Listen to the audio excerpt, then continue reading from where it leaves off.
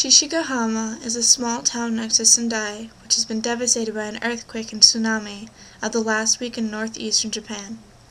In an effort to help out our brothers and sisters in Shishigahama, the town of Plymouth, in partnership with the Rotary Club of Plymouth and Plymouth Area Public Television, will be holding a telethon on Tuesday, March 22nd, from 6 to 9 p.m.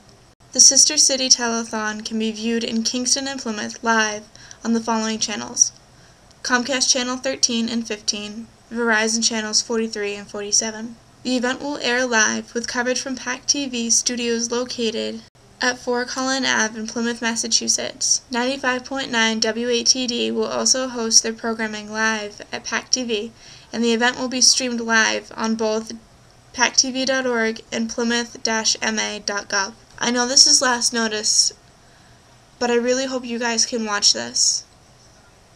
Seeing the devastation of Shishigahama has been a horrible tragedy, and I would love to see that being fixed. So if you guys can, please watch and please donate. Thanks.